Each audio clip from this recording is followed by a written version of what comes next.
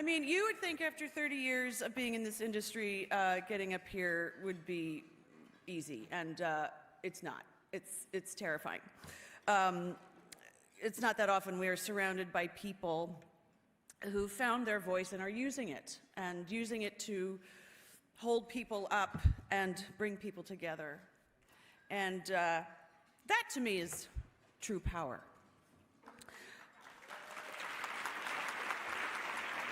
I mean, it's funny because I've never actually thought about myself as powerful. I mean, strong, yes. It's a distinction I've actually been thinking a lot about lately because the word power and its counterpart, abuse of power, keeps coming up in light of what is happening in our country, in our industry. A rebalancing of the scales, I guess you could say, and I've been thinking about my own relationship with that word, with the word power, which got me thinking about my early associations with my own sense of power, something I believe comes from using our voice. And I remembered a parental figure saying to me, around the rather critical age of about 11, after a dinner party, that I was excused from the table because I didn't have anything interesting to add to the conversation. Ouch. And it stuck with me. It stuck with me like painfully worded sentences can. And if I'm being honest, and I'm being honest because I'm 50, and that comes with the territory. That's right. So I carried that sentence with me into adulthood. And I always felt incredibly comfortable giving, a voice to the words of others, but put me at a dinner table with strangers or at a podium like this, and I go right back to being 11 years old. The last 2 years has made me think a lot about the messages that we send young kids, little girls especially, how the things that we say and do can either build them up or it can tear them down and make them feel like maybe their voices don't matter.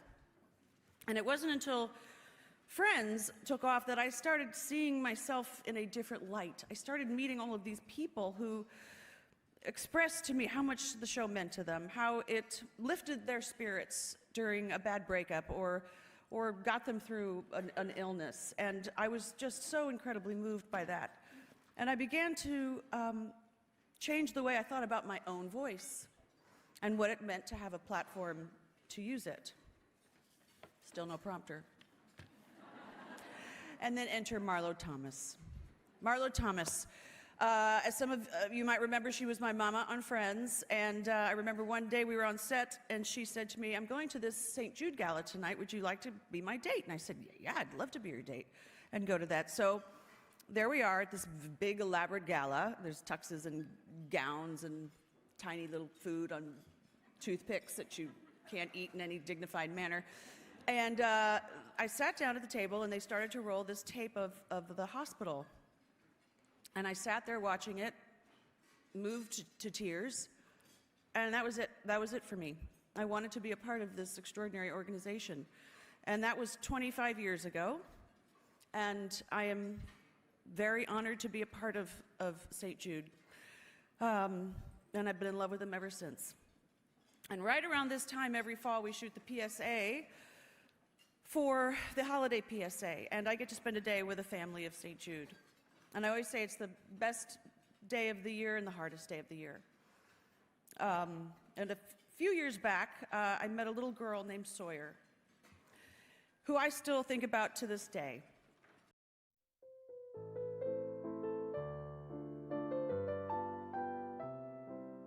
It's a distinction I've actually been thinking a lot about lately.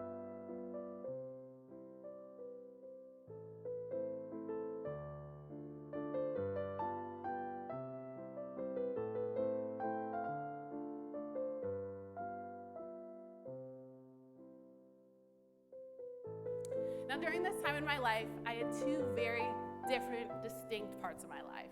I had time at work where I was building skills, and time outside of work where I was exploring my passions. This is the Italian Riviera. Distinct from little resorts nearby where you get a big traffic jam,